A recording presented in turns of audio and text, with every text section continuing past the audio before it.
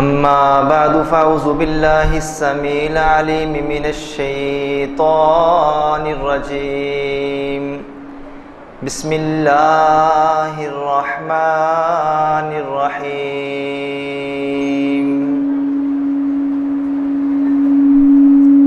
أم يحسدون الناس على ما آتاهم الله من فضله۔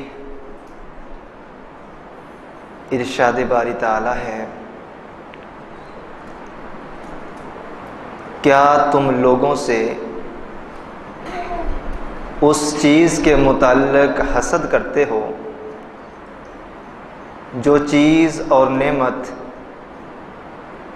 اسے اس کے رب تعالی نے عطا فرمائی ہے۔ انسان کو انسان سے کینہ اچھا نہیں، انسان کو انسان سے کینہ اچھا نہیں، جس سینے میں کینہ ہو وہ سینہ اچھا نہیں۔ اللہ خالق العالم کی مختصر حمد و ثنا، جو اکیلا پوری کائنات کے نظام کو بڑی خوبصورتی سے چلا رہا ہے، وہ مالک ہمیشہ سے ہے اور ہمیشہ رہے گا۔ وہ نہ تھکتا ہے نہ سوتا ہے، سونا تو بڑی دور کی بات، اس مال کے دو جہاں کو اونگ تک بھی نہیں آتی۔ وہ اللہ جو ہمیں ہماری برداشت سے بڑھ کر دکھ تو نہیں دیتا، مگر ہمیں ہماری اوقات سے بڑھ کر سکھ ضرور دیتا ہے۔ وہ مالک جس نے کان کی ہڈی سے سنوایا، زبان کی بوٹی سے بلوایا اور آنکھ کی پتلی سے دکھلایا، انگنت لاتعداد بے شمار ہر قسم کے جائز درود و سلام امام الانبیاء جناب محمد الرسول اللہ صلی اللہ علیہ وآلہ وسلم کی ذات اقدس کے لیے۔ عزیز بھائیوں، دوستوں، بزرگوں، نوجوان ساتھیوں، قابل عزت، قابل احترام پردہ نشین میری اسلامی روحانی ماؤں بہنوں، میں نے آپ احباب کے سامنے پارہ نمبر 5 سورہ النساء کی آیت نمبر 54 تلاوت کی ہے۔ اس مناسبت سے آج کی گفتگو کا عنوان ہے حسد اور اس کے نقصانات۔ اللہ تعالیٰ نے ہر انسان کو شکل، عقل، رنگ، روپ، سیرت، صورت، زندگی، موت اور عزتوں کے اعتبار سے الگ الگ لوگوں کو مقامات عطا فرمائے ہیں۔ اگر کسی کے پاس کچھ ہے تو وہ عارضی ہے اور وہ اللہ کی امانت ہے۔ اگر کسی کو کسی چیز سے محروم رکھا گیا ہے تو یہ چیز بھی عارضی ہے۔ کوئی چیز ہمارے پاس نہیں ہے، یہ غم اور پریشانی کے دن بھی تھوڑے ہیں۔ اگر کسی کو کچھ دے دیا ہے تو یہ بھی اس بندے کی آزمائش ہے، اور اگر کسی کو کچھ نہیں دیا گیا تو یہ بھی اللہ کی طرف سے آزمائش ہے، کیونکہ اس رب العالمین کے آزمانے کے بڑے طریقے ہیں۔ وہ کبھی انسان کو دے کے آزماتا ہے اور کبھی انسان کو نہ دے کے آزماتا ہے،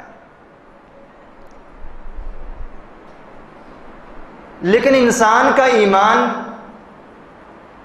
توکل اور بھروسہ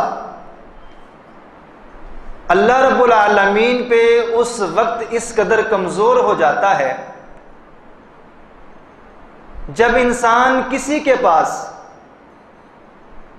اللہ کی دی ہوئی عزت، اللہ کا دیا ہوا مال، اچھا گھر، اچھی گاڑی، اچھی شہرت، اچھی عزت دیکھ کے اپنے دل ہی دل میں جلتا ہے، کڑتا ہے اور حسد کا شکار ہو جاتا ہے۔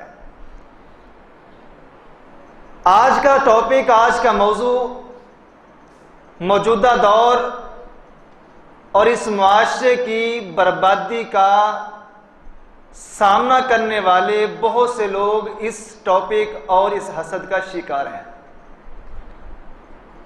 بڑے بڑے قوم، قبیلے، برادری، خاندان، فرمیں، فیکٹریاں، یہ بڑے لیول کا حسد ہے۔ آپ یقین کریں 2-2.5 سال کا بچہ بھی حسد کا شکار ہو جاتا ہے۔ اپنے گھروں کے اندر چھوٹے چھوٹے بچوں کو آپ غور سے دیکھیں، ان کی حرکتوں کو نوٹ کریں۔ ایک بچے کو آپ توجہ دے کے دیکھیں، دوسرا بچہ احساس کمتری کا شکار بھی ہوگا اور اپنے اس چھوٹے ساتھی سے حسد کا شکار بھی ہوگا۔ یہ ایسی بیماری ہے کہ 2.5 سال کی عمر سے لے کر قبر کی دیواروں تک، مرنے تک، بڑھاپے تک انسان اس مرض کا شکار ہو ہی جاتا ہے۔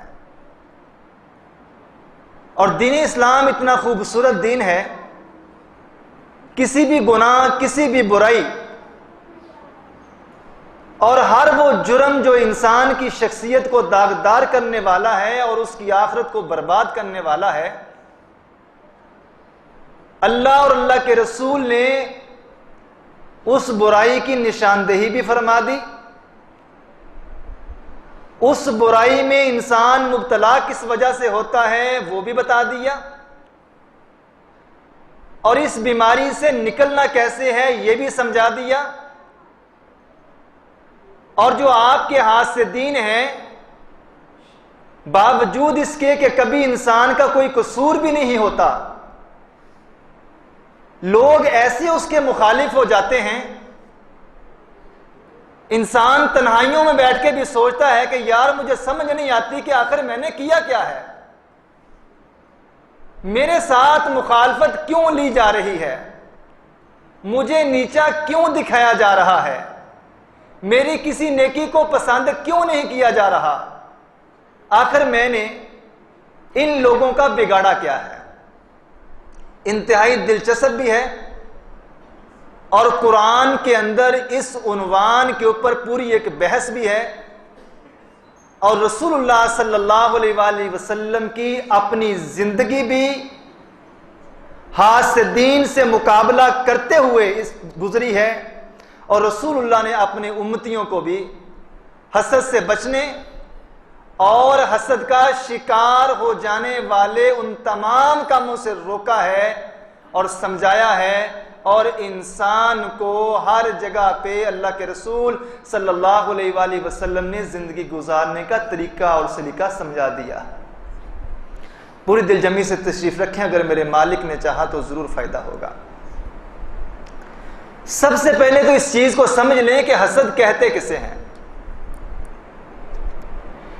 کسی کے پاس اللہ کی دی ہوئی نعمت،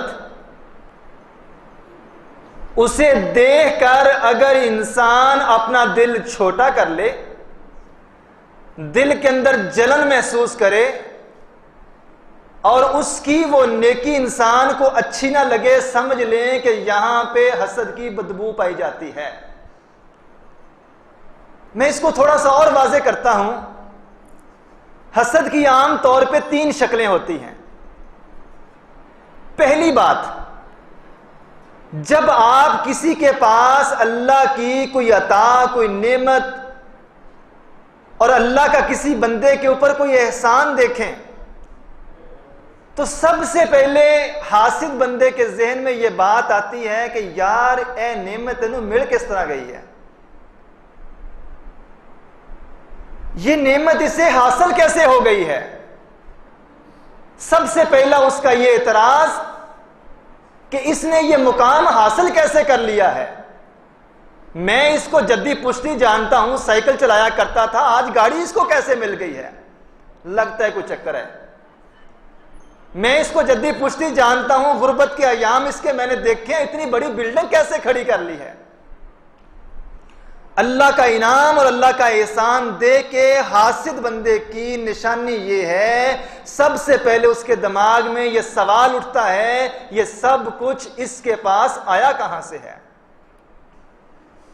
اور دوسری حسد کی صورت یہ ہوتی ہے، یار جو کچھ اس کے پاس ہے نا، کہیں یہ مجھے مل جاتا تو کتنی اچھی بات تھی۔ کسی کے پاس اللہ کی نعمت دیکھ کر اپنے دل کے اندر یہ تڑپ پیدا ہو، یہ لالچ پیدا ہو کہ اس کو نہ ملتا بلکہ مجھے مل جاتا۔ دو صورتیں۔ اور تیسری صورت یہ ہوتی ہے، اور انسان انسانیت کے درجے سے بھی گر جاتا ہے، نمبر ایک یہ بات، یہ چیز، یہ انعام، یہ احسان اس کے پاس آیا کیسے ہے؟ نمبر دو، اس کے پاس نہ ہوتا کہیں میرے پاس ہوتا تو کتنے مزے میں ہوتا۔ نمبر تین، اگر یہ چیز مجھے نہیں ملنی تو پھر اس کے پاس بھی نہیں رہنی چاہیے۔ یہ تین بنیادی اور مین شکلیں ہیں، صورتیں ہیں حاسد بندے کے دل میں اٹھنے والی امنگوں کی۔ اگر کبھی میرے یا آپ کے دل میں ایسی بات آ جائے تو یاد رکھیے یہ بہت بڑے خطرے کی علامت ہے، دنیا کے اعتبار سے بھی اور انسان کی آخرت کی بربادی کے اعتبار سے بھی۔ رسول اللہ صلی اللہ علیہ وآلہ وسلم نے فرمایا، زبیر بن عوام رضی اللہ تعالی عنہ اس حدیث کے راوی ہیں، سنن ترمذی کی حدیث ہے کہ اللہ کے نبی صلی اللہ علیہ وآلہ وسلم نے فرمایا کہ میرے صحابہ میں اپنی امت کے متعلق دو چیزوں، دو بیماریوں کے بارے میں خوف کھاتا ہوں، وہ دو بیماریاں اور دو گناہ پہلی امتوں میں موجود تھے، اور مجھے ڈر ہے کہ میری امت میں یہ دو بیماریاں آ جائیں گی جن دو بیماریوں کی وجہ سے پہلی امتوں کو برباد کر دیا گیا ہے۔ فرمایا میرے صحابہ، الحسد والبغضاء، وہ دو بیماریاں، ایک حسد ہے دوسرا بغض ہے، کینہ۔ حسد تو یہ ہے کہ کسی کے پاس کوئی چیز ہے دیکھ کے میں برداشت نہیں کر پایا، اور کینہ کیا ہے کہ آپ کا کسی کے ساتھ معاملہ ہوا، صلح صفائی ہو گئی، معافی تلافی ہو گئی، معافی دینے کے بعد بھی اگر میں دل کے اندر وہ باتیں رکھتا ہوں اور کبھی کبھی موقع ملنے پہ اس بندے کو میں تانا دیتا ہوں، یہ کہتے ہوئے کہ پچھلے سال تو نے میرے ساتھ یہ کیا میں پھر بھی تنوں معاف کیتا ہے، 4 سال پہلے یہ کیا میں نے پھر بھی صبر کیا، اس کا مطلب ہے 4 سالوں سے صبر نہیں کیا، 4 سالوں سے دل سے بات نہیں نکالی۔ اگر نکالی ہوتی تو یہ تانا نہ ملتا، تانا نہ دیا جاتا۔ اگر معافی تلافی ہو جانے کے بعد، صلح صفائی ہو جانے کے بعد، معاملہ کلیئر ہو جانے کے بعد بھی کوئی بندہ دل کے اندر بات رکھ لیتا ہے اور اس کو پالتا رہتا ہے تو لوگوں اس کو کینہ کہا جاتا ہے۔ اور اس کی سنگینی اور حسد کی سنگینی، جب بھی اللہ کے رسول صلی اللہ علیہ وآلہ وسلم نے حسد کے مرض کا ذکر کیا، ساتھ بہت ساری جگہوں پہ بغض اور کینے کا بھی ذکر کیا ہے۔ اور اس کے نقصانات کتنے ہیں؟ کینے کا شکار اکثر کون ہوتا ہے؟ عموماً یہ کینے کا شکار شوہر اور بیوی ہو جاتے ہیں۔ شوہر بیوی کی کسی بات پہ نالاں ہے، راضی ہو چکا ہے، پھر بھی تانے دینے سے باز نہیں آتا، اس کا مطلب اس نے دل میں کینہ رکھا ہوا ہے۔ بیوی اگر شوہر سے کسی بات سے نالاں اور ناراض ہے، پھر بھی موقع ملنے پہ موقع ہاتھ سے جانے نہیں دیتی، اور تانا جب تک دے نہ لے اس وقت تک صبر نہیں آتا، تو یہ بات اور یہ انداز کہ موقع ملنے پہ گزرے ہوئے کل کا تانا دینا، اسی کو کینہ کہا جاتا ہے۔ اور میرے نبی محمد الرسول اللہ صلی اللہ علیہ وآلہ وسلم نے کیا فرمایا؟ پوری دلجمی سے اور دل و دماغ کی ساری کھڑکیاں کھول کے یہ بات سنیے گا اور دل میں بٹھا لیجئے گا۔ میرے نبی نے فرمایا مجھے اپنی امت کے متعلق دو ایسی بیماریوں کا خوف ہے، ایک کو حسد کہا جاتا ہے، دوسری کو کینہ کہا جاتا ہے۔ میرے صحابہ، یہ ایسی بیماری ہے، یہ ایسا مرض ہے، یہ ایسی نحوست ہے جو انسان کی نیکیوں کو مونڈ کے رکھ دیتی ہے۔ فرمایا میرے صحابہ، یہ بیماری اس طرح ہے، اس طرح یہ بیماری بلیڈ ہے، بلیڈ۔ لا اقولو، میں یہ نہیں کہتا کہ یہ بلیڈ یہ اس طرح تہلک الشعر، بالوں کو مونڈ کے رکھ دینے والا ہے۔ عام طور پہ بلیڈ اور اس طرح بالوں کو مونڈنے کے لیے استعمال ہوتا ہے۔ فرمایا یہ بیماری وہ بیماری نہیں ہے، وہ اس طرح نہیں ہے، وہ بلیڈ نہیں ہے جو بالوں کو مونڈنے والا ہے، وَلَكِنْ تَحْلِكُ الدِّينَ، بلکہ یہ تو وہ اس طرح ہے جو انسان کی نیکیوں کو مونڈ کے رکھ دینے والا ہے۔ وَلَكِنْ تَحْلِكُ الدِّينَ، جو انسان کے دین کو مونڈ کے رکھ دینے والا ہے۔ رسول اللہ نے فرمایا انسان جب نیکی کرتا ہے اور کتنی مشکل سے کرتا ہے، سردیوں کی ٹھٹھرتی راتوں میں وضو کر کے آتا ہے، مصلی پہ سواری کرتا ہے، رب کے آگے سجدہ ریز ہوتا ہے، دعائیں التجائیں کرتا ہے، قرآن کی تلاوتیں کرتا ہے، گرمیوں کی شدید گرمی کے ایام میں نمازوں کے لیے چل کے آتا ہے، اتنی محنت کے بعد میرے نبی نے فرمایا تب بھی نہیں معلوم ہوتا نیکی قبول ہوئی ہے کہ نہیں ہوئی، نیکی ملی بھی ہے کہ نہیں ملی، لیکن اللہ کے رسول نے فرمایا میں ان نیکیوں کی بات کر رہا ہوں جو نیکی انسان کے کھاتے میں لکھ دی گئی ہے، وہ نیکی انسان کے نامہ اعمال میں درج کر دی گئی ہے، لیکن حسد کا زہر، حسد کی ایک لہر، حسد کا جرثومہ اگر انسان کے دل و دماغ میں پیدا ہو جائے تو یہ انسان کی محنتوں سے کمائی ہوئی نیکیوں کو مونڈ کے رکھ دیتا ہے، انسان کی نیکیوں کو ختم کر کے رکھ دیتا ہے۔ یہ حسد کی لہر اور حسد کا زہر اتنا زہریلا زہر ہے جو انسان کا دنیاوی اعتبار سے تو نقصان کرتا ہی کرتا ہے، سب سے بڑا نقصان یہ ہوتا ہے کہ محنت سے کمائی ہوئی نیکیاں انسان کے ہاتھ سے نکل جاتی ہیں۔ اور سوچنے کی بات تو یہ ہے کہ نیکیاں ہماری ہیں ہی کتنی، ہمارے پلے کیا ہے، نیکیوں کی تعداد آخر ہیں ہی کتنی کہ میں حسد اور کینہ کر کے، اپنے دل کو میلا کر کے، اپنے دل میں نفرت پال کے، یہ معاملہ کس کے ساتھ ہے؟ معاملہ لوگوں کے ساتھ ہے۔ نیکی کس کے ساتھ ہے؟ نیکی کا تعلق اللہ کے ساتھ ہے۔ بندے کا تعلق بندے سے برا ہے تو اللہ کو برا لگتا ہے، اللہ اس کی نیکیاں بھی اس کے منہ پہ دے مارتا ہے۔ اور میرے نبی نے فرمایا لوگو الایمان والحسد، ایمان اور حسد ایک دل کے اندر جمع نہیں ہو سکتے۔ جو بندہ ہو مومن، ہو لا الہ الا اللہ پڑھنے والا، ہو اپنے رب پہ یقین رکھنے والا، وہ کبھی بھی دوسروں سے حسد نہیں کرتا۔ اگر وہ حسد کرتا ہے تو اس کی نشانی یہ ہے کہ اس کا دل ایمان سے خالی ہے۔ سوال یہ ہے کہ جب میں یا آپ کسی سے حسد کر بیٹھتے ہیں،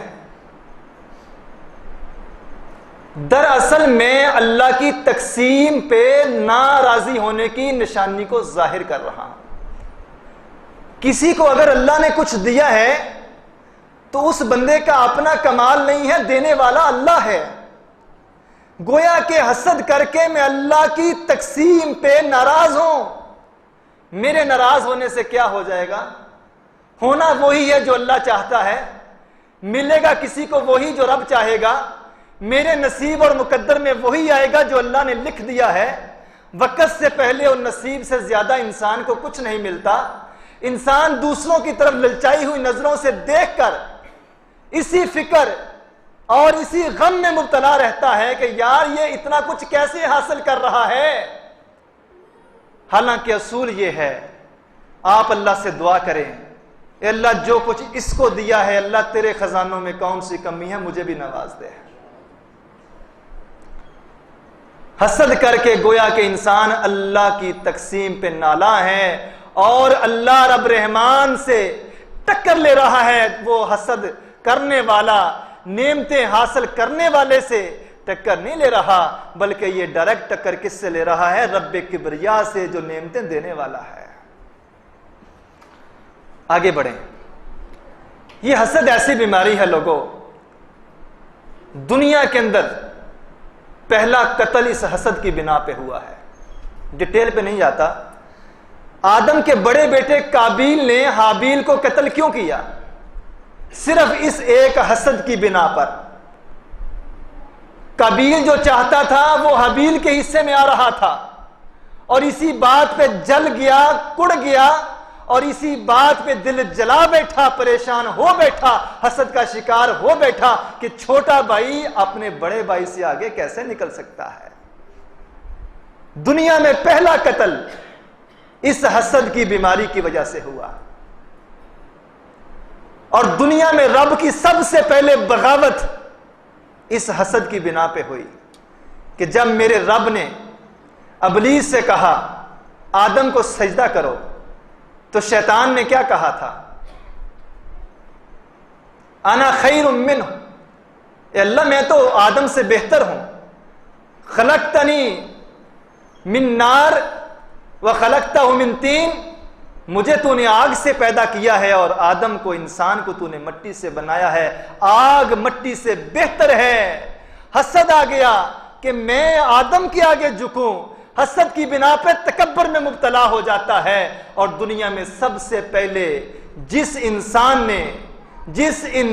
نے اپنا مخالف پیدا کیا وہ شیطان تھا، اور وہ حسد میں مبتلا ہو کے تکبر میں مبتلا ہوتا ہے، اور تکبر کر کے وہ رب تعالیٰ کی نافرمانی کر بیٹھتا ہے. اس حسد کی وجہ سے دنیا میں سب سے پہلے رب کی نافرمانی کی جاتی ہے. آخر یوسف کا قصور کیا تھا؟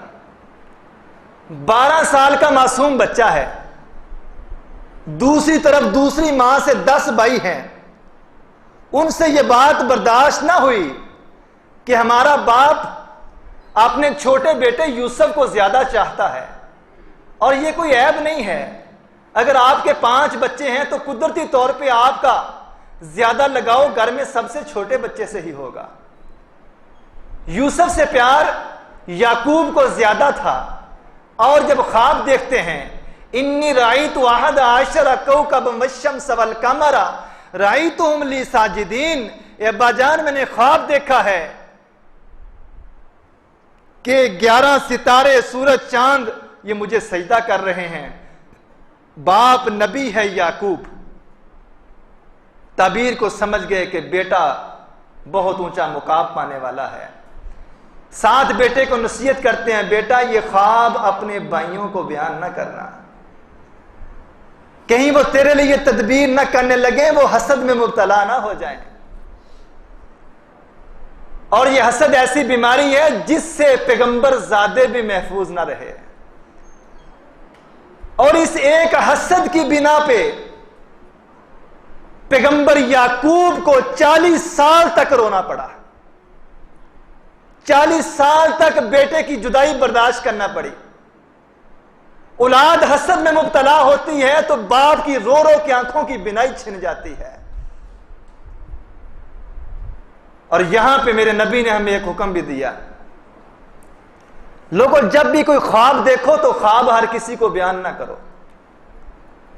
اذا رأى احدكم ما يحب فلا يحدث به الا من يحب. لوگوں جب تم کوئی خواب دیکھو اور خواب نعمتوں والا ہو تو وہ خواب ہر ایرے غیرے کے سامنے نہ رکھو، صرف اسی کو بتاؤ جو تمہارا اصل خیر خواہ ہے، تم سے چاہنے والا ہے، اور تمہیں کچھ ملے تو حسد میں مبتلا نہ ہو جائے. رسول اللہ نے ہمیں یہ مسئلہ بھی سمجھا دیا کہ جب تمہیں کوئی نعمت ملے تو اس کا ڈنڈورا نہ پیٹتے پھرو. آج اگر گاڑی لے لی ہے تو سوشل میڈیا پہ، فیس بک پہ تصویر، اللہ نے بیٹا دے دیا ہے تو فیس بک پہ تصویر. یہ تو چراہا ہے، چرستہ ہے، ہر آنے جانے والا نظر بازی کرتا ہے. آپ کو کچھ ملا ہے، وہاں پہ کھڑے ہو کے تبصرہ کرتا ہے، کوئی کیسا بولتا ہے، کوئی کیسا بولتا ہے. جس انسان کی تربیت اچھی ہے وہ اچھا بولے گا، اور جس کی تربیت میں کمی ہے وہ اپنے دل سے جلے تلے لفظ ہی نکالے گا. اور جب نعمت ملنے پہ آپ اس کو سوشلائز کرتے ہیں، جس سے رسول اللہ نے منع فرمایا ہے، اور پیغمبر یعقوب اپنے بیٹے کو منع کر رہے ہیں کہ اللہ نے اگر کچھ دینے کا وعدہ کیا ہے یا اللہ نے دے دیا ہے، اس کو لوگوں کے سامنے نشر نہ کرتے پھرو. نقصان کیا ہوگا؟ نظر کھا جائے گی،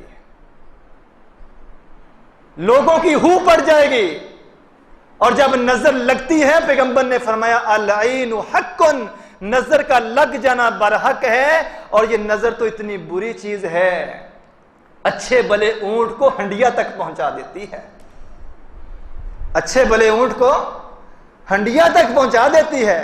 مطلب کیا کہ سونا خوبصورت جوان اونٹ بھی ہو، اگر اس کو نظر لگ جائے تو وہ نظر اس اونٹ کو ذبح کرنے تک پہنچا کے ہنڈیا تک، اس کا پھر گوشت ہی ہوتا ہے، وہ پیروں پہ نہیں آ سکتا.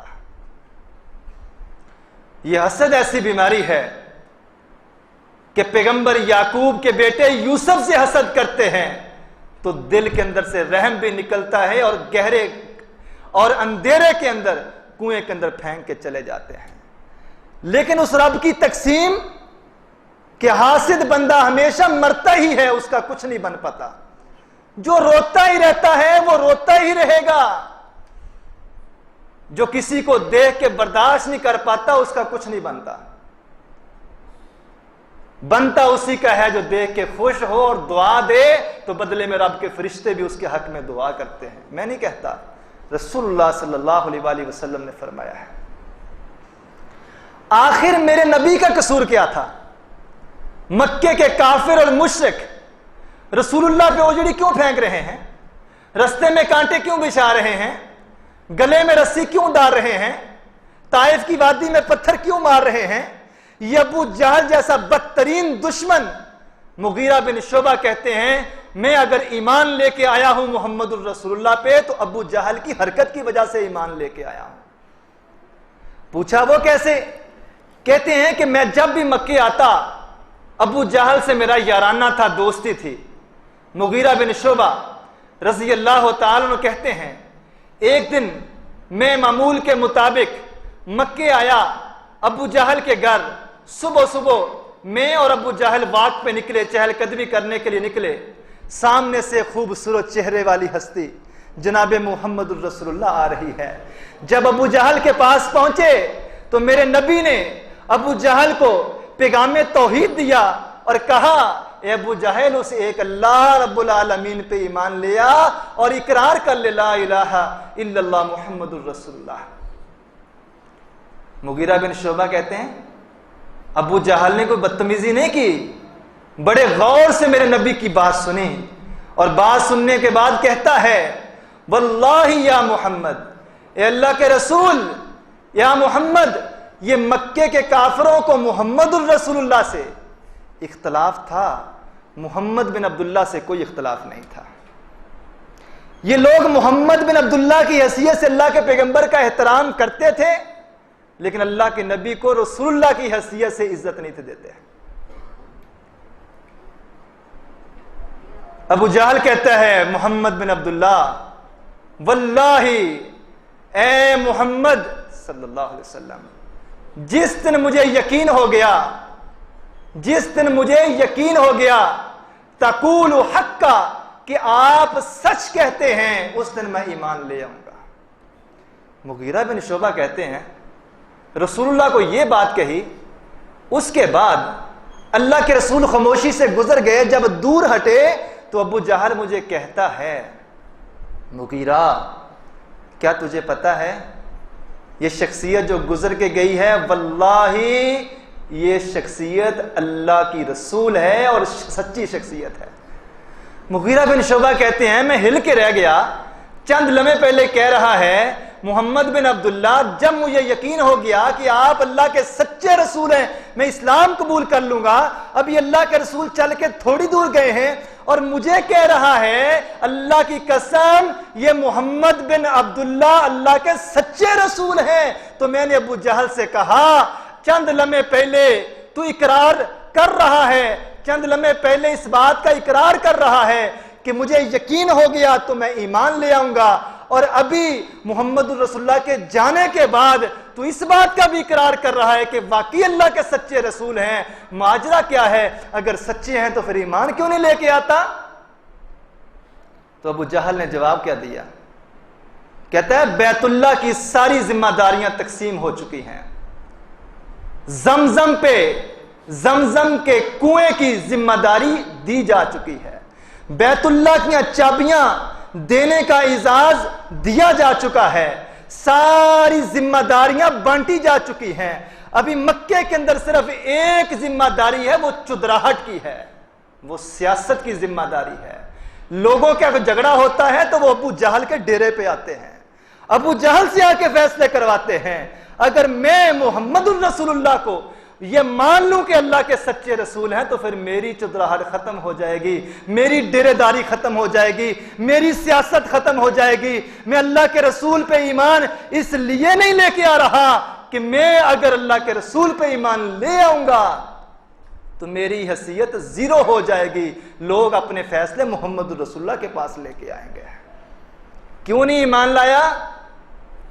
دل کے اندر حسد تھا، اس حسد کی بنا پہ دنیا سے کافر ہو کے چلا جاتا ہے۔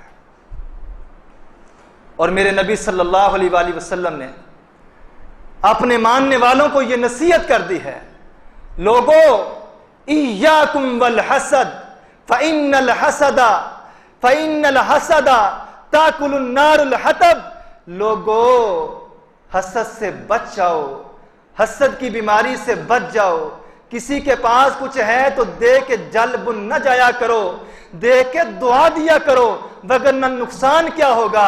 یہ حسد تمہاری نیکیوں کو ایسے کھا جائے گا جیسے آگ لکڑی کو جلا کے تباہ کر دیتی ہے۔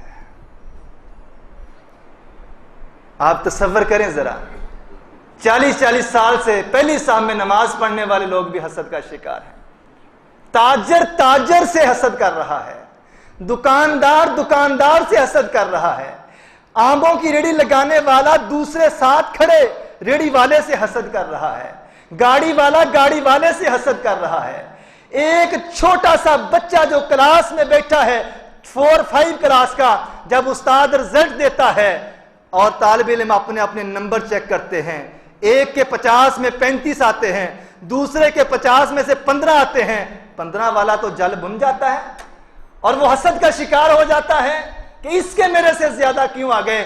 وہاں پہ تربیت کی ضرورت ہے، استاد کا بھی حق بنتا ہے، ماں باپ کا بھی حق بنتا ہے، بیٹا جس نے جتنی محنت کی ہے اللہ نے اس کو اتنا عطا فرما دیا ہے، آپ بھی محنت کرو، یہ تقسیم میرے رب کی ہے، محنت انسان نے کرنی ہے اور اس کا ریوارڈ اور صلہ اللہ رب العالمین کے ہاتھ میں ہے۔ اور یہ حسد ایسی بیماری ہے اگر دل کے اندر آ جائے تو نیکیوں کو تباہ کرنے کے لیے کافی ہے، اگر یہ دل سینہ کینے سے صاف ہو جائے، حسد سے صاف ہو جائے تو رب محمد کی قسم انسان کی دنیا بھی سنور جاتی ہے، اور ایسے انسان کو محمد الرسول اللہ نے چلتے پھرتے دنیا کے اندر جنتی ہونے کی بشارت دی ہے۔ فرمایا میرے صحابہ، مسجد نبوی ہے، صحابہ تشریف فرما ہے، فرمایا صحابہ ابھی جو بندہ مسجد میں داخل ہوگا ہوا فی الجنہ، وہ بندہ جنتی ہے۔ صحابہ نے دیکھا وہ 7 نبی کے صحابی انصاری صحابی تھے، مسجد میں داخل ہوئے، نماز پڑھی، نماز پڑھ کے چلے گئے، دوسرے دن نبی نے پھر یہی بشارت دی، تیسرے دن پھر یہی بشارت دی، ابھی جو بندہ مسجد میں آئے گا وہ بندہ جنتی ہے۔ عبداللہ بن عمر بن عاص رضی اللہ تعالیٰ عنہ حسد نہیں کیا کہ نمازیں ہم بھی پڑھتے ہیں، نبی اس کو جنت کی بشارت دے رہے ہیں، نبی خود نہیں دے رہے، نبی کو جبریل نے بتلایا ہے، جبریل کو اللہ رب العالمین نے سمجھایا ہے۔ اور نیکی کیا ہے؟ عبداللہ بن عمر بن عاص پیچھے پیچھے سعد انصاری کے گھر میں جاتے ہیں، دروازے پہ دستک دی، کیا کہا؟ میں آپ کے ہاں مہمان ٹھہرنا چاہتا ہوں، میرا اپنے باپ کے ساتھ کچھ مسئلہ بن گیا ہے، گھریلو جھگڑا ہو گیا ہے، رات ٹھہرنا چاہتا ہوں، سوچ فکر کیا ہے؟ نبی نے ان کو جنتی ہونے کی بشارت دی ہے، میں وہ نیکی اڈاپٹ کروں، میں وہ نیکی اپناؤں، میں اس نیکی کو تلاش کروں، اپنی زندگی کا اوڑھنا بچھونا بناؤں، تاکہ میں بھی محمد الرسول اللہ صلی اللہ علیہ وآلہ وسلم کی زبان اطہر سے جنتی ہونے کی بشارت حاصل کر سکوں۔ کہتے ہیں رات گزری، ساری رات سعد انصاری سوئے رہے اور میں ایک پل کے لیے بھی نہ سویا۔ وقفے وقفے سے اپنی چادر ہٹا کے دیکھتا سعد لیٹا ہے یا اٹھ گیا ہے عبادت کرنے کے لیے۔ ساری رات سوئے، ہاں جب کروٹ بدلتے تو اللہ اکبر سبحان اللہ الحمدللہ اللہ کا ذکر کرتے ہوئے پایا، لیکن فجر کی اذانیں ہوئی، نماز سعد نے بھی پڑھی، میں نے بھی پڑھی، پوری رات مجھے وہ نیکی نظر نہ آئی جس نیکی کی تلاش میں آیا تھا۔ اگلی رات ہوئی، پھر اگلی رات ہوئی، تینوں راتوں میں جب میں وہ نیکی نہ پا سکا، وہ سراغ نہ پا سکا جنتی ہونے کی جس وجہ سے بشارت ملی تھی، تو میں نے کہا السلام علیکم، میں چلتا ہوں اور جاتے جاتے بتا دوں کہ میرا اپنے باپ کے ساتھ کوئی جھگڑا نہیں، میں تو اس لیے آیا تھا، میں نے رسول مکرم کی زبان اطہر سے اے میرے بھائی تیرے لیے جنت کی بشارت سنی تھی، میں چاہتا تھا وہ نیکی میں بھی سیکھ لوں، وہ نیکی میں بھی جان لوں، میں بھی اس پر عمل کروں اور اللہ کے رسول کا محبوب بن جاؤں۔ وہ نیکی مجھے مل نہ سکی، اللہ کا واسطہ ہے مجھے بتا دے وہ نیکی کون سی ہے۔ سعد انصاری کہتے ہیں یا نیکیاں تو وہی ہیں جو آپ کرتے ہیں، ہاں ایک بات ضرور ہے، لا اجد فی نفسی لأحد من المسلمین غشا، اللہ کی قسم جب ہر رات میں سونے سے پہلے نماز سے فارغ ہو کے وضو سے فارغ ہو کے اپنے بستر پہ آتا ہوں، سونے سے پہلے میں 2-4 منٹ اپنے رب سے باتیں کرتا ہوں، میں اپنے رب سے کہتا ہوں اے اللہ آج پورے دن میں اگر کسی نے میرے ساتھ زیادتی کی ہے، مجھے برا بلا کہا ہے، میرا دل دکھایا ہے، اے اللہ میں نے اس کو معاف کیا، ربا تو بھی اس کو معاف فرما دے۔ لا اجد فی نفسی لأحد من المسلمین غشا، میری زندگی کی کوئی رات اس حال میں نہیں گزری کہ میں سونے لگا ہوں اور میرے دل میں کسی انسان کے لیے، کسی مسلمان کے لیے بغض ہے، حسد ہے، کینہ ہے، میں اپنے دل کو صاف کر کے سوتا ہوں۔ اور یہی وہ ایک نیکی ہے جس کی بنا پہ مدینے میں چلنے والے اس انصاری صحابی کی ادا کو اللہ نے آسمان پہ دیکھا، وہ جو سینوں کے بیدوں سے واقف ہے، وہ راتوں کے معاملے کو بھی جانتا ہے، دن کے معاملے کو بھی جانتا ہے، یہ دل صاف کر کے سونے والی ادا آسمان پہ اللہ کو اتنی پسند آتی ہے کہ خوشخبری جبریل کو دی ہے، جبریل نے پیغام بشارت محمد الرسول اللہ کو دیا ہے، اور اللہ کے رسول نے مسجد نبوی میں صحابہ کے جرمٹ میں بیٹھ کے اس صحابی کی تعریف کرتے ہوئے اس کو دنیا میں جنت کی بشارت دے دی ہے کہ رب کا فرمان ہے جو اپنے سینے کو صاف کر لے، اللہ کی طرف سے دنیا میں اس کے لیے بشارت ہے کہ جب یہ فوت ہوگا، جب دنیا سے رخصت ہوگا، جنت اس کی منتظر ہوگی۔ اللہ مالک سے دعا ہے اللہ ہمیں اپنے سینے سے بغض، حسد، کینہ، نفرت نکالنے کی توفیق عطا فرما دے۔ اللہ نے جو دیا ہے، جتنا دیا ہے، مولا اس پہ راضی رہنے کی توفیق عطا فرما۔ کسی کو اگر کچھ ملا ہے اللہ دعا دینے کی توفیق عطا فرما۔ فائدہ کیا ہوگا؟ میرے نبی نے فرمایا جب بندہ اپنے مسلمان بھائی کے لیے یدعو لاخیہ بظہر الغیب، وہ دیکھ نہیں رہا، اس کی غیر موجودگی میں ہاتھ اٹھا کے کہتا ہے اللہ اس کو اولاد دے دے، اللہ اس کے رزق میں برکت پیدا فرما دے، اللہ یہ بیمار ہے اس کو شفا دے دے، اللہ یہ پریشان ہے اس کی پریشانیوں کو خوشیوں میں بدل دے، میرے نبی نے فرمایا اللہ رب رحمان کا ایک فرشتہ پاس بیٹھا ہوا کہتا ہے اللہ جو کچھ یہ اپنے مسلمان بھائی کے لیے مانگ رہا ہے والا کا بھی مثلی، اللہ وہ نعمتیں اس دعا کرنے والے کو بھی عطا فرما دے۔ اللہ ہمیں فراخ دلی عطا فرما دے، صبر شکر کرنے والا دل دماغ عطا فرما دے۔ وآخر دعوانا ان الحمد للہ رب العالمین۔